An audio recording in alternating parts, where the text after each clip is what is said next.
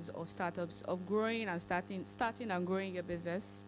And I would like to welcome Mr. Issa Alada. He's a partner at Bar One Ighodalo.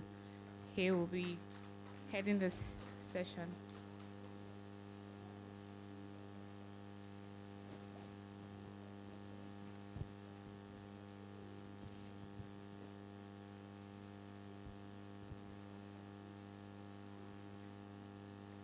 Good afternoon, everyone.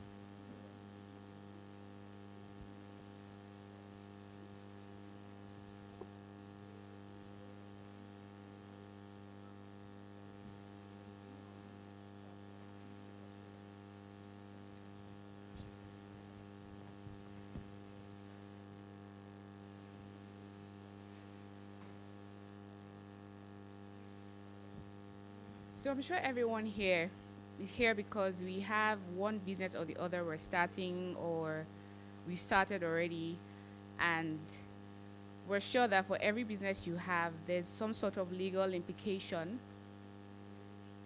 for everything you do basically in your business. So we're going to start off with a couple of questions I'll be asking him, and after that, we'll throw open the floor for anyone that has any question. Is that okay? Okay.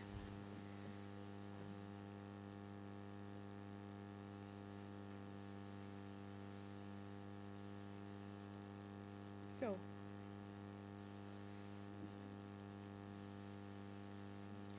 I'd like to start by asking you, we have a lot of people that they have an idea to start a business, and some people have started already. Where would you say is the ideal time or point, at what point, whether at an idea stage or maybe after you started the business, is it good to meet up with your lawyer for legal guidance? Do you need to run into issues first before you can say, oh, I want to go and meet my lawyer? Or is it when you have something in your head, you'll be like, okay, let me talk to my lawyer first and see the implications this might have? Thank you very much. I think the answer to that is very simple. You need your lawyer at the very beginning when you have the ideas. I know that this might not sit well with some of us, and I'm going to try and give you some perspective or some of the instances that I've had to deal with. Now, I'll be partnered with one of the leading commercial law firms in Nigeria, Bar One Ighodalo, and I've had the benefit of dealing with startups as well as well-established companies over time. Some of the big companies my firm actually started with when they were still pretty much startups before they became established businesses. At the same time, a lot of time we have clients who come into our office with one issue or the other, and there is a common underlying reason why most of them have that problem. That is because when they started their idea, when the startup was being conceived, they didn't speak with their lawyer. And then they didn't run into issues. And I'll give like two, three practical examples. On some of these instances, I was actually on the side of the person who then benefited at the expense of a young man or a young company like yours. One of them is, I'm not going to mention the name. It's a very popular game show. It's very, very popular game show in Nigeria at the moment. And incidentally, we work for the client, one of the clients, I work for the client that currently runs the program. So one day I got an odd request from this particular client of ours that somebody was threatening them, and they forwarded the details to me. Now, apparently someone actually conceived this particular game show idea. Well, that was the allegation. And decided to take it to the company. Clearly, the guy didn't speak with his lawyer. And clearly, my own client, having the better legal lawyers on the other side, on their side, were able to come out of that situation in a good way. I was very sure that if the person who conceived the idea of that particular game show had a good lawyer on his side when he conceived the idea, and the good lawyer advised him how to go about it when he was going to take the idea to my client, that wouldn't have gone the way it went. That is one scenario, which speaks to why it is important for you to have your lawyer at the beginning of the idea. We're very all familiar with the Facebook drama between Zuckerberg and these other co-investors. These are some of the issues also. We think that if on both sides they had the benefit of good lawyers when they started this going to the partnership originally, it would have ended up better than where they ended up now. Of course, to the advantage of Mark. I'll bring another instance, and this one was particularly painful. So we had a client who came into the office, and apparently when she had this idea, she was married, and entered into set up a company with her husband. For some weird reason, made the husband majority shareholder. Is my father now. Those kind of stuff. Of course, the marriage ran into an issue. Now, at the time the marriage ran into this problem, the company was then a major contractor to had just received a contract with one of the major oil producing companies. And there was some windfall that was about to come into the company. Now, the husband was in control of the company. The wife, who had the idea, who had anything, had nothing. And if the wife had the benefit of speaking to the lawyer, I'm sure that wouldn't have played out that way. There was a concept, it's my husband's company. Let me just use it for this business. It's both of us. When the benefits come, we'll share it. Now, if you had a good lawyer on your side, it probably wouldn't have worked out that way. So at every point in time, we think the best time, because you don't know where your idea is going to take you. And which is why if the foundation is not solid, then there is a potential that you are then going to run into legal problems. Indeed, I must warn you, some of the financiers that you'll be speaking with, they would like to understand the idea that you actually have a solid legal basis, that you've had good lawyers guiding you all through the way. It speaks to how they value your business.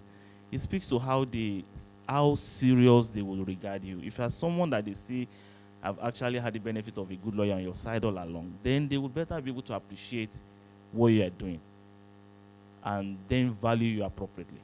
So my simple answer again is yes, you need your lawyer, and it is from the beginning, and not just any lawyer, which is another mistake most of us make. I know most of us have set up companies. It's not just about setting up companies. And it's not just about talking to lawyers. Now, lawyers, as you would imagine, have their own specialty. For instance, you will never see me in court. I don't know where my wig is. What I do is corporate financing, mergers. That's what I do. Acquisitions, investment advisory. Because you have a friend who is a lawyer, who goes to court, who is primarily a litigation person, that person might not have a good idea of how to actually give you the proper advice that you need. So it is one thing for you to understand that you need your lawyer at the beginning before you even start entering into a relationship with anybody. But it's far more important that when you do recognize that you need a lawyer, you actually then use a lawyer that knows what he or she is doing. And not just any lawyer, because we all have our capacities and our area of specialization. So it's important that you are dealing with a lawyer who is versed in either what you're doing or at least has some basic understanding of corporate law so that the person can properly advise you. Thank you very much. So are you saying that, because we're in an environment where people are very sentimental, so take, for example, I want to start a company with my brother, or I want to go into business with my friend, I feel a gentleman agreement is good enough. That means, oh, okay, come and buy this, I'll sell this to you, and we're good. We don't need to have any written agreement. and it seems like that's a norm in Nigeria, are we saying that regardless of, even if the person is your dad or your mom, I mean, with all due respect to all the people you love, are we saying that it's still very good to reach out to your lawyers just so that, there can be checks and balances, and if there's any breach, we know how to, sort it out? And the answer to that again is yes. And we have to be very realistic, right? As a startup. Now, we live in we have different cultural background in Nigeria. Yes. There is no problem in you making your dad a co-shareholder in your business. But complications may happen not because your dad is a bad person. It goes beyond your dad. And I'll give you an example. If a person dies, the way the property will be distributed is, unless the person has a will, may be determined by law, right? The shares that your father then owns in your company is for your dad to share the way he wants. If he didn't return it back to you or make it clear that it belongs to you, it belongs to him, and by virtue of that, may end up belonging to your stepbrother or somebody you wouldn't even imagine, and who you wouldn't want to become a shareholder. Now, if you make your brother, but guess what? Under Nigerian law, there is a minimum requirement for you to have 2 shareholders. So there are reasons why you need to have either your father or somebody you trust as your co-shareholder, just so that you meet the legal requirement. But a good lawyer would also tell you what you need to do to protect yourself from any possible risk from that exposure. And for free of charge, I will give you that. There's something what we call a nominee shareholders agreement and blank share transfer form. From the day those shares are allocated to your dad, when he's signing the forms that makes him a co-shareholder, he's also signing what is called a nominee agreement, which shows that even though legal ownership of the shares belongs to your father, beneficial ownership of those shares actually belongs to you. Even if there is a dispute in future as to whether that particular shares belong to your father or to your uncle or to whoever, you would have that agreement would override those shares that belongs to him. So, on the one hand, you want to make your dad feel you want your dad to be part of your business. You can do that. But there are also, your lawyer can advise you of ways to actually safeguard your interests. So, because you never know what would happen tomorrow. And therefore, it's important. The relationship can break down. We see cases where children sue their father. So there are 1,000,001 reasons why something that looked very simple at the time you are signing it could potentially then become a problem. I'll give you the example of the husband and wife situation.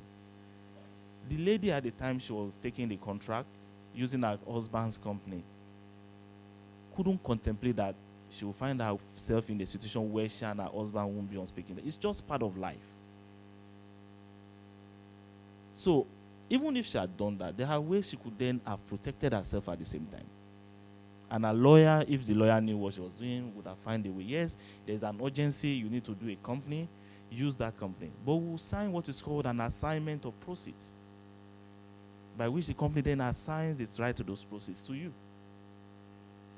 It then becomes immaterial who owns that company. So at every point in time, at every point you are signing an agreement, no matter even if it's 1 page, you are signing. It is important for you to check with your lawyer that you should sign this. And again, I must reiterate, not every lawyer knows what to look for. And so that is important. Thank you. So, I'm sure you've come across a lot of clients that will come and meet you. Oh, I need this done, or I need this particular agreement, or I need this and this. And you go ahead to ask, okay, what are you going into exactly? To understand the circumstances around that particular situation. Because a lot of people think being a commercial lawyer or being a corporate lawyer just involves reading agreements or copy and paste, quote and unquote. And a lot of times I feel a lot of people run into problems with this. Can you just tell us like the basic legal angle to a business, like the corporate structure, transaction, employment, and other things involved? Thank you very much. Again, we live in interesting times, right? And you go onto the internet, you can pull up a contract, right, by yourself. And I see people do that a lot. Now, I was speaking with, I think it's Fatima. There was an interior decor lady I met here, yeah. And I gave her the experience I had earlier in this year. So I changed apartments. For like 2-3 years. I was living in that apartment and I didn't have the time to, I was always going to redecorate the place, but I just never got around to doing it. Because I just moved the stuff I had in my old place and just bumped it there. But I was there for eventually 1 year, 2 years, 3 years. Now, late last year, I think it was around the Christmas period. So I met one of the lawyers in my firm. I met the wife. So we started speaking. I knew before they got married, she was working with, I think, KPMG or something. And she said, she left. I said, what are you doing now? She said she set up her interior decor. I said, okay, that's awesome. You left KPMG to set up. I like that. So, okay, you know what? Fine. In fact, maybe let me give you one contract, right? There's this my house I've been trying to do something. This is me just, at least you can add it to your CV as stuff you can add to the ones you've done. So she showed up in my house one day with an assistant, and then they started measuring the walls, and I'm like, okay, I don't understand. What is all about? They said, that the dimensions of my sitting room will determine, what the design of the artwork will be. And I'm like, kilo le to buy just put caution there and put some design on the wall. Okay, fine. You guys do whatever you like. And then incidentally, I then traveled. So one day she called me, I was in DC, so she said, she needs to have a video conference call with me. I'm like, okay, just do this thing. Now, just give me a budget. How much is the check? How much is it? He said, no, that she needs to. Okay, so she then spoke with, okay. She then started those slideshow around, okay, this is the continental design. This is African concept. I said, okay, I didn't think this thing is complicated like that. She took me through all of this. Eventually, I took one. I was out for a bit. When I came back, I gave her access. When I came back to my house, I remember, at the door, okay, so she said she was going to send me pictures. I think she sent it. I never bothered looking at. So she sent me conceptual one. I didn't bother looking at it more. So you just tell me my budget. She told me, I sent the money to her. Look, I give you access. Look, my brother is at home. Do whatever you need to do. So I came back. And I entered my house and I thought, okay, I think I must have entered the wrong house. Because I could, guess what? If I spend 2 years, 3 years, trying to do my house, that I could have gone on the internet, check a design. But you would see where the professionalism came. You will see where the experience came. You will see the finesse. Mistake, I will probably be doing trial and error, right? I can buy this thing and it doesn't work, and then throw it away and get another one. Look, and that for me is an eye-opener in terms of you taking for granted the hard-on, the value that professional advisors bring. Let me tell you, right? And to show you how important it is, if international companies, no matter how big they are, they continue to use lawyers. I can assure you, if they think they can be done with, they would not use them. It is because you understand the value they bring. And I'll then give you some of these things that, some of the legal issues that we deal with on the look that are important to startups like you. Okay. The first is even like we talked about relationship with your co-partners, for instance. Some of you would go into ideas as co-partners without thinking, how is it going to work out? Maybe somebody is the person who has the idea. You remember the old two-face and black-face crisis? There was always a fight around, it's you that know how to sing. Me, I just know how to dance. You don't even know how to do anything. You are just one of our friends and we just carry it along. Now, part of the problem with such is that when you started the relationship, when you started the startup with your friend, look, the moment you turn into a business, it changes. You have to be very clear in terms of what each of you is bringing to the table. Okay, and just not beyond that. What if one of you dies? What happens? What if one of you just feel, you know what, I'm no longer interested in this whole thing. It was just for me, it was just one idea. Now my dad has asked me to, I'm relocating to the US, I'm leaving this. What does it mean if somebody decides to leave? These are some of the questions that you might not think about. But me as a lawyer, I will look at, if I'm dealing with a business startup that is owned by a single person, I will look at what are the dynamics that I need to consider. In fact, for a single person, do you even need to form a company? If you have to form a company, in what way should that company be structured? All of us, some people just say, everybody needs to form a company, and I form a company. Whereas it may not be. Maybe a partnership structure might be better for you. After I've assessed the kind of partners I'm dealing with. If one person is just bringing in money, and another person is one bringing the idea, the person bringing in the idea, how do you value the idea? Because at some point you have to ask yourself, the person bringing the money may feel like, now, so I should make all the returns. So what is in it for you that you're bringing the idea? If you are the one running every day, are you also just going to be collecting profit? Or will you collect, there's a separation between your role as a business owner and your whole role as an employee of the business. And I was still dealing with these issues 2 days ago with a client. So they wanted, it's one of the leading, if not the leading medical hospital in Nigeria. Private medical. But it was privately owned before. Now, there is a private equity investor who wants to invest money in them and turn them to big deal. And then, this is where you should start up, right? So before, all of us were the owner of the business. We just share the money. You get it? We don't have contract of employment for ourselves. We don't know the difference between what is my salary and what I'm actually sharing as profit. Now, it then became an issue when an investor is coming in because we then have to put in contract of employment in place for them. And say, we have to show that you are collecting salary as against profit, which is also important from a tax perspective. Guess what? Nigeria is changing. So for all those of us that are also quickly setting up companies, whether we need it or not is one thing. When you set up a company, it has tax implications. And you might not know, which is why maybe setting up a company may not even be necessary for you. Maybe you need a partnership structure. There are various corporate structures that can be adopted. And I'm telling you for a fact, it is not everybody that a limited liability company that every lawyer has just set up for you that it works for. At times you don't need it. And in future, some of you will then realize the problem when, what's the name of this FRS chairman? Start coming after your business. So, first is, as a lawyer, we'll look at the dynamics of your relationship. And that determines the structure. And I'll give you another answer. We also look at intellectual property rights, right? Does it belong to the company or does it belong to you? It matters. And depends again on the business. If it belongs to the company, how does it work? If it belongs to you, what does that mean? Will you just give the company the right so that it's always in you? In case somebody takes over your company in future forcefully, the intellectual property right continue to reside in you.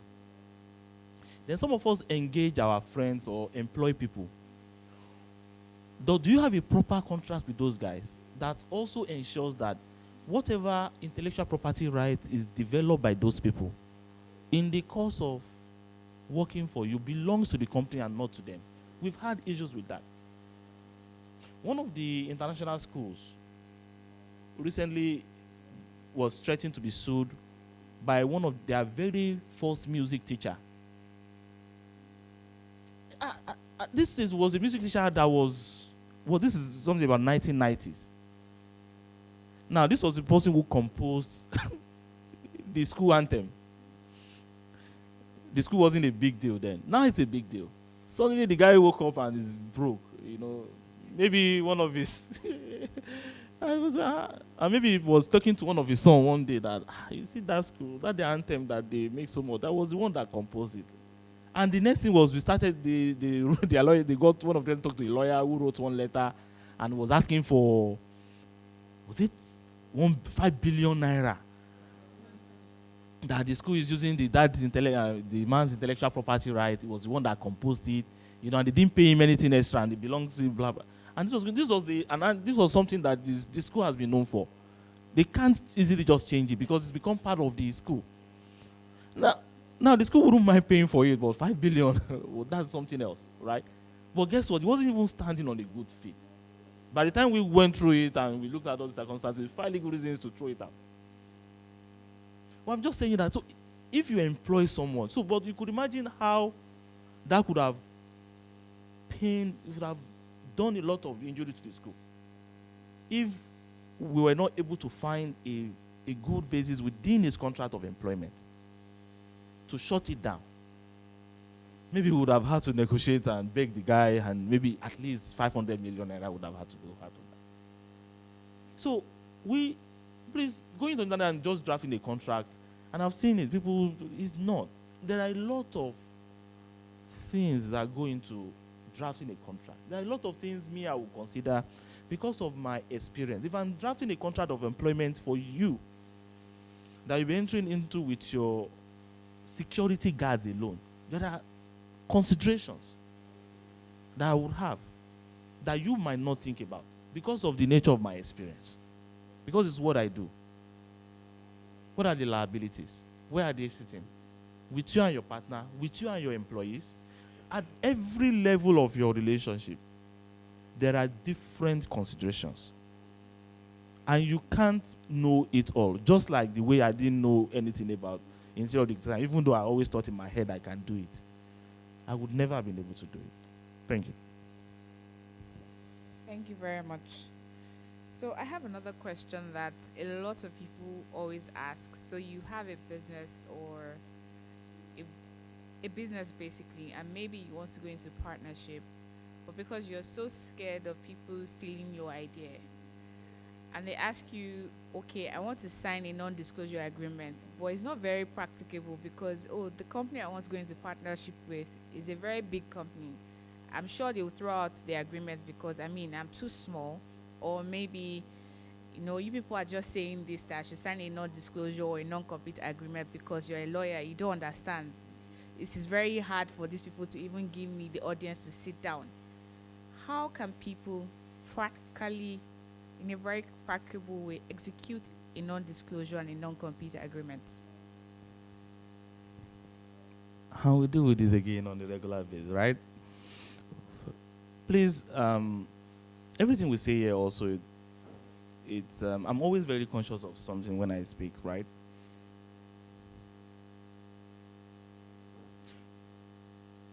No matter how much I make my case to you as a lawyer, I recognize that there are commercial considerations at times why certain things have to be done in certain ways. And I will give you example, right? I was negotiating a contract for one of our clients. And there was a provision I was dealing with that I thought was not in the favor of my client. This clause is about, I'm just trying to, I'm very conscious of confidentiality issues, right? I'm a lawyer. You notice I've given a lot of examples here. I'm sure some of them, you would know them. Women have mentioned names, but I wouldn't want you to go and start throwing stuff. Even if you guessed right, I will deny you in future.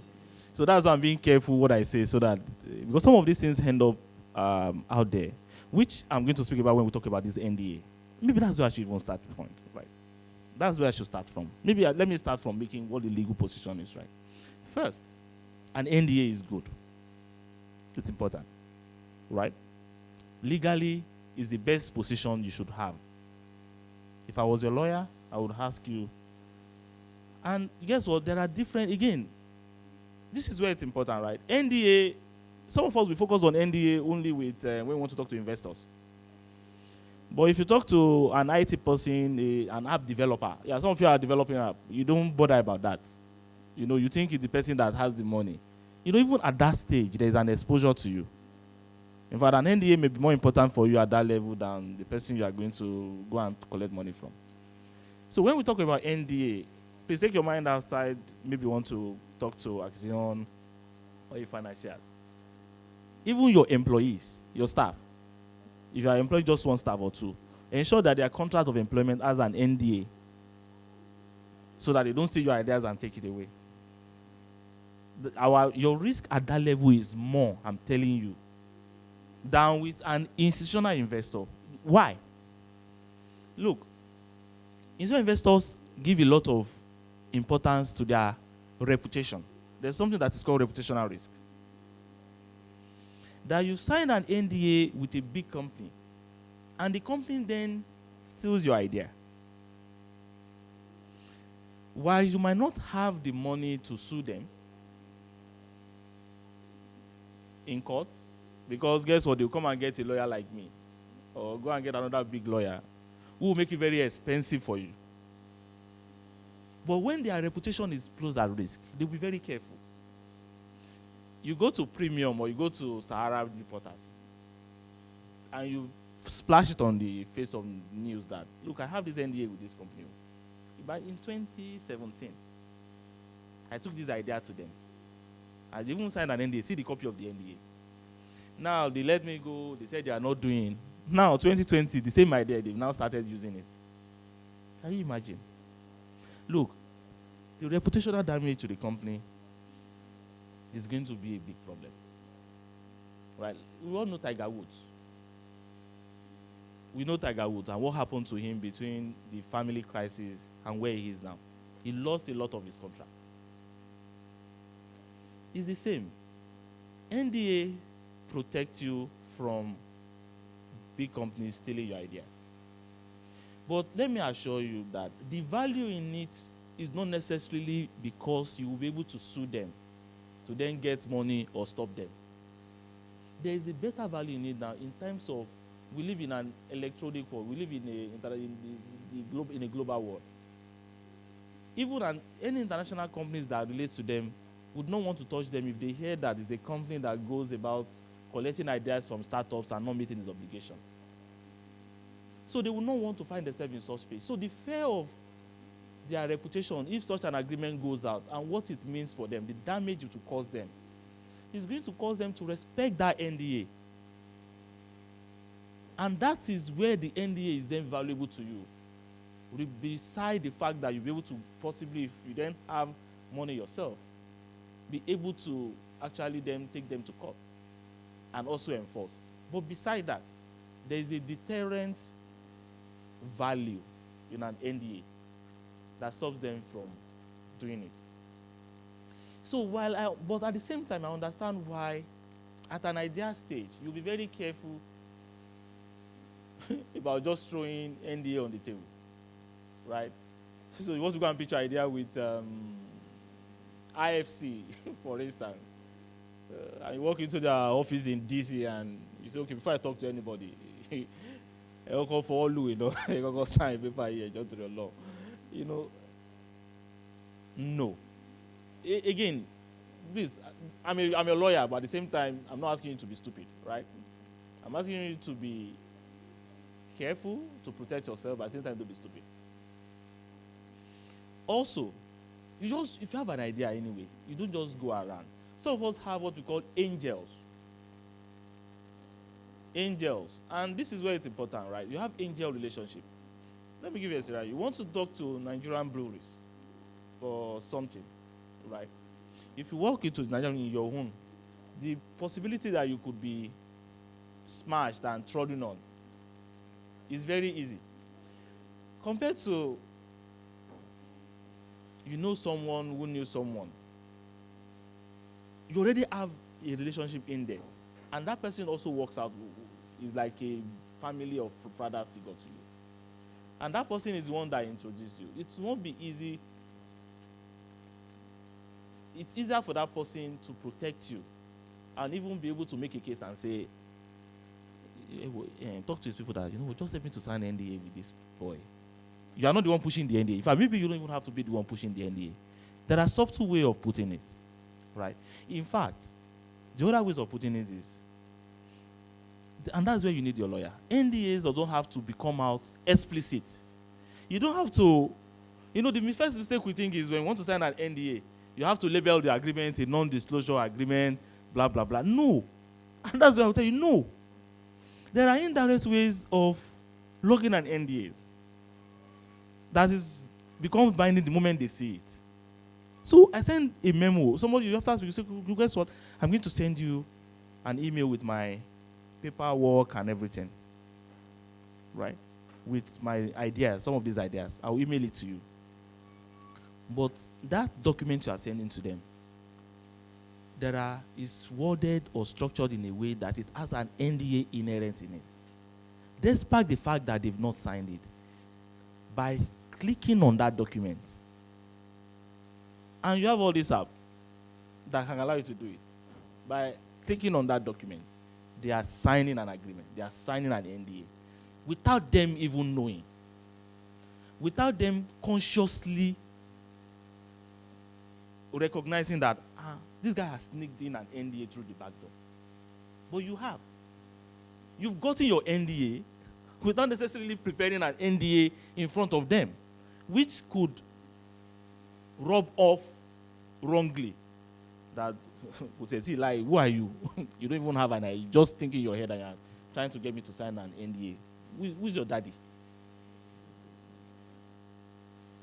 You don't have to get into those kind of questions. So first thing is, NDA is important. Second thing is, an NDA doesn't have to be a 5-page agreement as you guys see it. Third thing, an NDA is important. And the value now is even more, considering companies are very worried about reputational issues. You might not have the money to be able to sue an access bank if they breaches your NDA. But if it's in the newspaper, the value of their shares get impacted.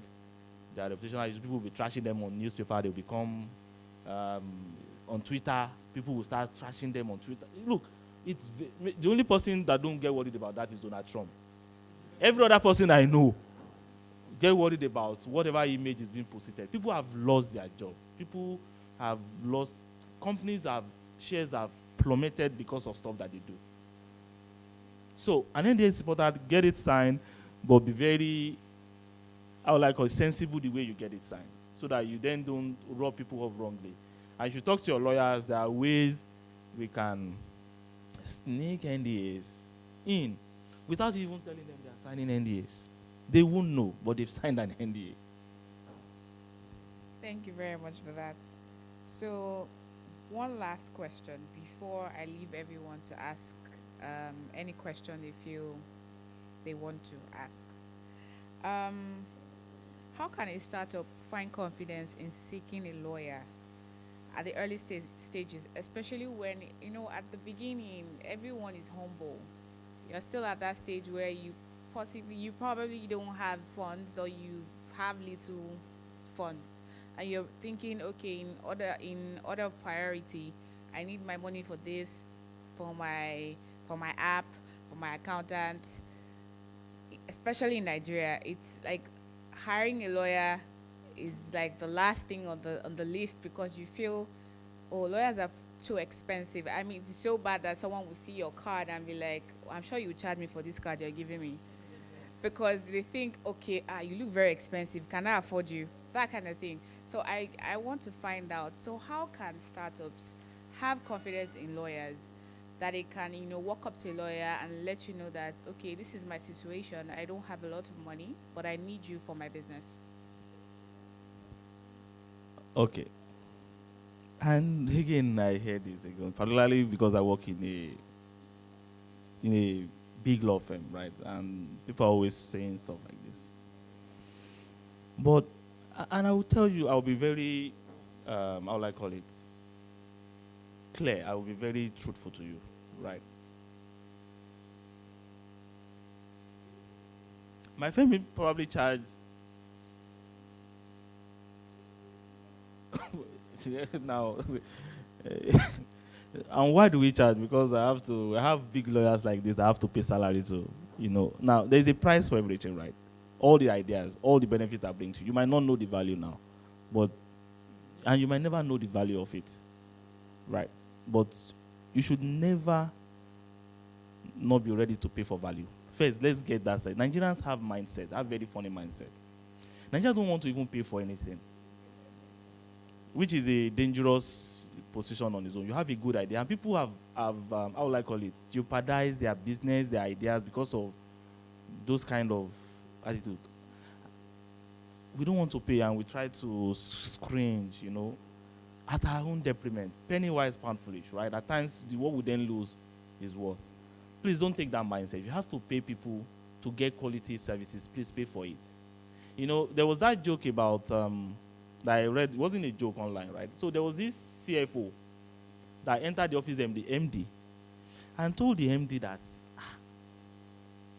we are not Father Christmas, so why are we spending money sending all these our staff on training to improve them? Because these same staff we then after go and then take up job with bigger companies. Why do we spend so money training them and then they don't stay? The MD asked him, now this is the CFO, right? Very conscious about money. But the MD asked him one question. He said, what if we don't train them and they stay? Is that not going to even be worse for you? It's going to be far more expensive that you are then keeping people that don't have capacity. So because you are afraid that they will go elsewhere, you refuse to invest in them. You are doing yourself a disservice. Because they will then stay and then your business does not grow. It's the same thing. You have to pay for value. But having said that, please, we live in an information world, right? There are a lot of access. And I'll talk about my firm, right? And I'll tell you some quotes now, at the risk of me getting sacked when I get back to the firm. Look, there are different pricing. First is about how you present yourself, right? Look, we have different pricing mechanism for different clientele. At least my firm does. And I know a lot of top law firms do, right? And I'll give you the sample. If I'm going to... Okay, I'll give this. I can mention it. So, I got a call from EcoBank. Okay, wasn't you. I got a call from EcoBank. They said they wanted me to incorporate one company for them. Right? This is EcoBank, International Bank. Good. I got another call from a friend of mine. Somebody introduced me. Somebody wants to set up one fumigation company. Oh, this and that. And the guy said, how much should I do it for them? One, I quoted 50,000. One, I quoted, I'm not going to tell you the number, but I quoted something that was like, in the 50 regions. Guess what? I was doing the same work for both of them. But my client might tell. Look, I can assure you that if you walk into my office as a startup, I'm not going to scale you the way I will scale if I'm doing the same services for a developer. We have pricing. And we invest in startups. We do startups that we provide. Look, my firm have a long list of pro bonos. Now, that international school that I was talking to you about is actually pro bono. And why? Because I've had to ask that question. Because I got angry. Every day we are doing. And this school is one of the international schools. They're making so much money. They're charging their students 1 million per term. And my own child cannot even attend the place. So why am I doing free work for them? I then realized that the company is actually what is called a limited by guarantee. So it wasn't a profit-making company. There were no shareholders making any money. All the monies they make from the school is being plowed back into the school. So it wasn't profit going anywhere. Right. So there was no reason to then charge them money because they were actually doing good. Their money is more to expand education and hall and all sorts. So we don't collect a single dollar from them. A single naira when we do work for them. So we have clients that we provide pro bono services for.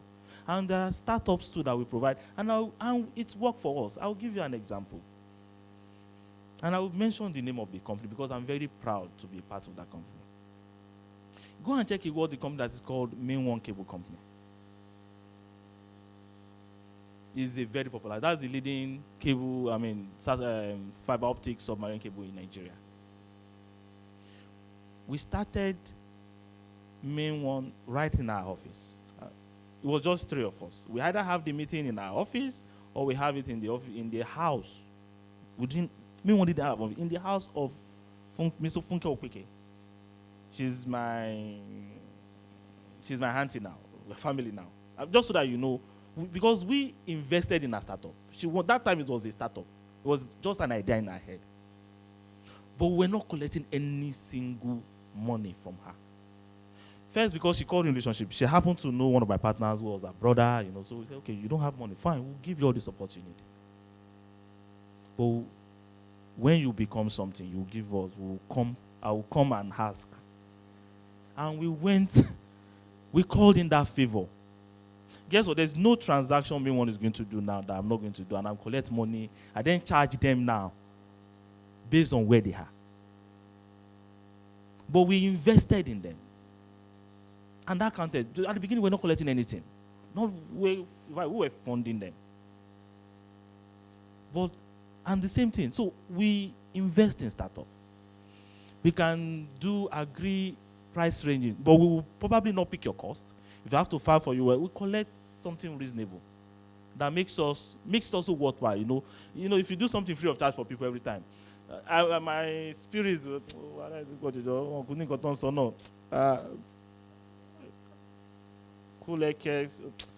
these free people have started. Let it go to voicemail. So you have to, at times you force people to collect money. That's why at times I don't collect free of charge. So that I pay for you, so that if you don't perform my work, I can fight you. I will pay you. So that by the time I when all these artisans, when they do stuff, and then they call and say, look, I will give your money up front, everything. Guess what? Because the time I want to fight you, I will fight you like, I don't joke. So that it won't be like I didn't pay you. I will then lock you up and I'll be able to justify it. So please don't be afraid as a startup. Call in relationship, right? Don't be afraid. You'll be surprised. At times all this we are worried about is in our head. You never know. What's the worst case? They will tell you no. At least go and test the waters. You might be pleasantly surprised. You might be pleasantly surprised that what you think they will charge is not what they charge. It's probably not as expensive as you think it is.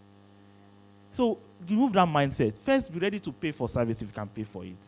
Include the cost of lawyer when you are doing your calculation, your budgeting, your ideas, and you think of money. Include money for the lawyer inside. Offer them shares in your company if it works. We don't do that. You could offer them something. If you have a good lawyer that is your friend, offer them. Or offer to give them something in return. That if this works out, I'll give you this. Some people will take it. There are people who did that for Facebook. The guy who designed did you know about the guy who designed the graffiti on Facebook wall? Do you know how rich that guy is? Because the guy didn't collect money then. He said they should give him shares. The guy is he's far rich because he did the work free of charge and said they should give him shares. Now the shares is worth billions of dollars. Even though the guy then just did it. So we invest, we invest. Law firms invest. So don't be afraid to go to law. Don't because you're afraid then go to your dad's uncle's friend, who the only thing he knows is probably real property, how to sell land in Lekki. We are selling one of our clients that property in Lekki. What's that? Lekki. Come on. This is not real estate transaction. This is not we selling land and trying to collect agency fee. This is structuring work. It's what I do. And you need a lawyer that can, and if you have to pay for it, it helps your business. And last thing, and one more thing I tell you, there are startups that we've given access to financiers.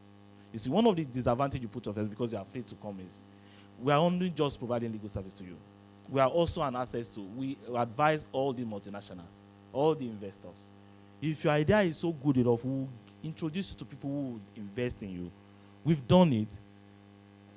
we continue to do it. There's a client of, in fact, there was a startup that came like that, right? Incidentally, we were not even the one that was the lawyer. So the startup came to us.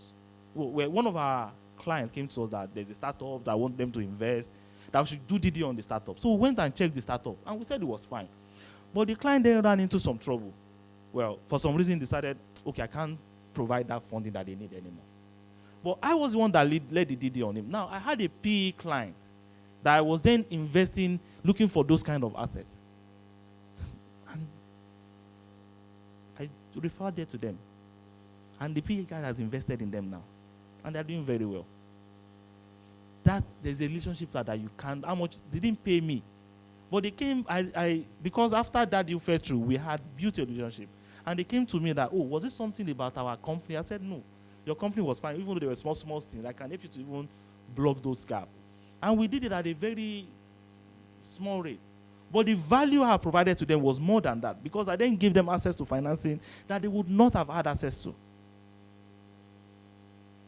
Thank you very much. Thank you so much. So now we have very little time left, but we can take one or two questions. And after this session, Mr. Alade, myself, and two of our other colleagues will be out to take more questions from you, if you have any. So are there people? I can see two hands up. I'll take one from this side, one from this side. The man in front here, 1 second, and the lady that rose up her hand.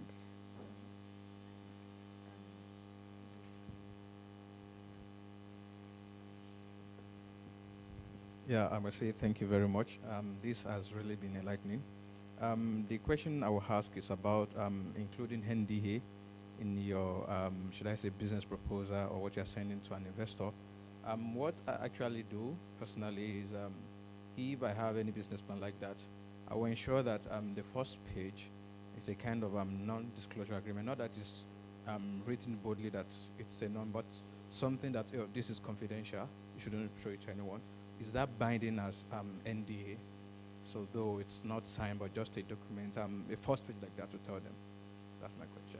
And also, is this something all right to ask for? Okay, you approach a lawyer, and you're asking the lawyer for a pro bono service. Is this something the lawyer would suggest, or you can actually request for such service from the lawyer? Thank you.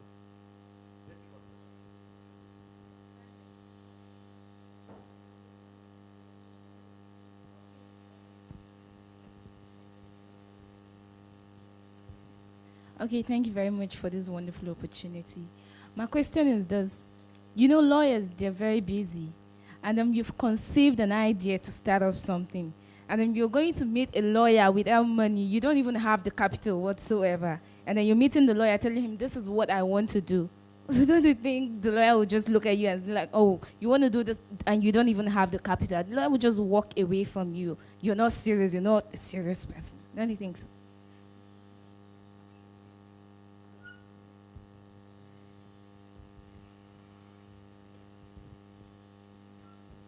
Okay, thank you. I will start from the lady. Now, I'm not holding the brief for lawyers here, right? It's not impossible that you find such a situation, right? But probably not, but not in all cases. At least you are not going to find that case with me, right? We'll still listen to your two ideas. I can know of lawyers that will still listen to your ideas. No matter how, look, I've started and, you see, you don't, even if I don't believe in your ideas, I'm not going to show it to you in that way. Do you get it? I don't know if you understand. So and you have to play some of those games. After you just hear people out and like, okay, yeah. You know what? Send it to me and now that I will let it go to voicemail. I won't be as abrupt as you painted it. I can assure you. You know, it's like when you are trying to break off relationship at times. You know, I don't know. I was having a conversation with and somebody thought, I told the person that we were talking about breaking up. I said, you think it's every relationship that you actually sit down somebody? This is not movie. I say, you know what? I want to break up with you. No. Some is about not somebody you speak with every morning, every day. Then suddenly the person calls you 5 times, you don't pick. You know, only picks once a week, then doesn't even pick at all once a month, you start getting the message that, okay, this guy either doesn't have my time or doesn't believe in me or doesn't. Look, I will play that game if either I think you're on serious, your idea totally doesn't make sense. Look, again, I'm not just going to work with you because you're a startup. Please, let's be very clear. When I say go to firm and get pro bono, it's not a walk in the park. Before I accept, if I'm ever going to give you pro bono, I must see the value. We saw the value in Main One, and I'm repeating it now, right? We've also done some that we got burnt, that we didn't get anything. We didn't get back. Guess what? So, which is like investment for us. We are investing. So I'm also not going to invest in all of you here. Possibly, so it's not everybody that comes with an idea that I'm going to say yes to, right? But it won't be because you don't necessarily have money. Because I'm busy, look, it's about investment. I see it as an investment. For a startup, look, I'm almost sure that I would not price a startup. There's no money will make me that I will make from a big client.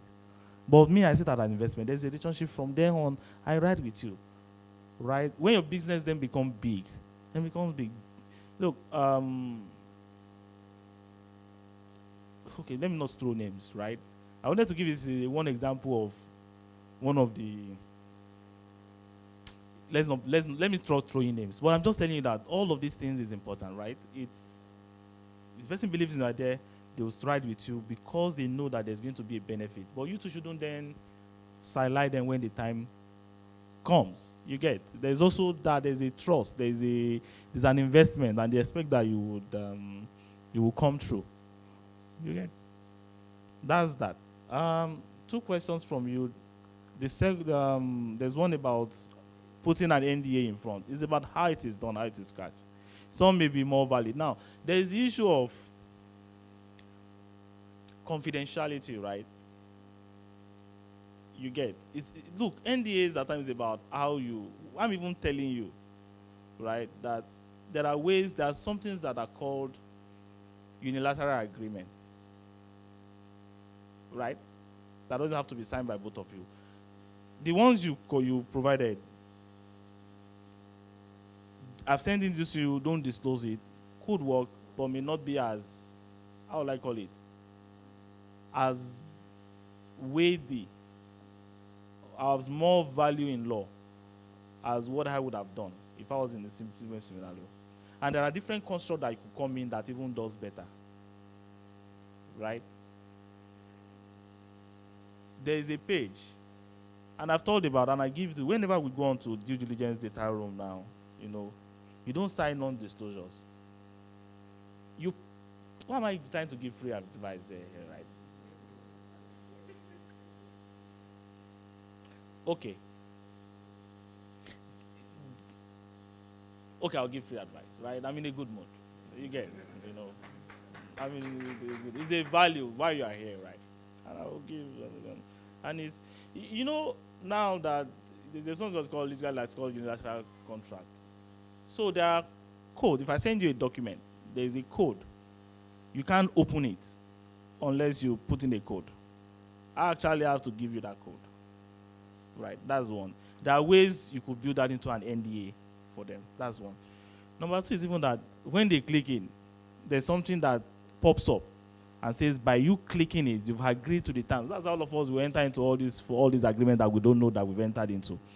And we do. That's why, look, people have entered into agreements that they don't know. They've signed their house. You click all those things on the internet. Please accept these terms. That's why people accept virus. Just click and accept. You get. So there are ways to. So that's one other way that you build in, and you can build in a program into the document. And some of these law firms have it. If you pay for it, they'll give it to you. That when they click, that it allows them to, when they open the document, they are clicking and accepting an agreement, and it's automatically generated and sent to you. Did you have to ask them to sign an agreement? No. They might not even think about it that way. Did you take a paper to them? No. Look, let's think about it. We're in the 21st century, right? They would rather, I doubt if anybody will say, I'm not going to click on it because it says that By clicking on it, you've accepted to be bound by our non-disclosure terms, which are writing in very tiny words somewhere there. Okay? What was the second question? Yeah, but I've had it, both of them. I think it's cut across. You can ask for pro bono, but what kind of, but again, don't be frontal, right? I'm not asking you to, all of you now to then show up in one law firm and start asking for pro bono service. No. If you can afford for further, guess what? Nobody will give, in fact, they won't even take you serious if you're starting point that I want you to give me free of charge service. Nigerians always want free of charge stuff anyway. Show what you are selling. In fact, if you're asking me that you are going to provide me, tell me what I'm going to get in return. It's not just about pro bono. Pro bono is about, I'm not asking, it's just that don't give me cash now. But I can even enter an agreement that's okay, I won't collect money. But this is it, if the companies then start making this kind of money, if we start making money, if we start our first investment, I'll give you 2% of it, finder's fee, for all the work you've done. The first time I then get an investment from Axion, 1% of that money will go to you. And they can do it, okay, that's fine. And I invest in it and I roll it, and when the money comes, we paid. And we did it. We've done it a lot and it works. So we've then become both investors. In fact, we are then incentivized to work more. Because I know that if this guy eats big, I eat deal. But guess what? I won't also take that from you if I don't believe in your idea. So I have to first believe in it, and then we can then work around. So when we talk of pro bono, it's about arrangement that makes it easy for you to be able to afford this service. It doesn't mean you won't pay. You might end up paying for it. It's just that we are delaying your day of reckoning. I'll come call him, my brother. I'm not here for... I'm not here in Lagos to come and count bridges. So I'm going to come call in and call in my favors from you. But we'll lay it out so that it's easy for you. Thank you very much, everyone. Thank you very much for your time. I'm sure we've all learned one thing or the other. Of course, I'm sure a lot of us came here with the mindset or perception about lawyers. And after hearing what he has had to say, I'm sure a lot of us have a shift and we're thinking differently now. And you also know that it's not every lawyer you see that is a company lawyer or a corporate lawyer. It's just the same way you have IT, you have people into coding, programming, we all have different specializations. So without wasting so much of your time, thank you very much for taking our time to come here to educate everyone on this, and hope to see you some other time, somewhere. Thank you.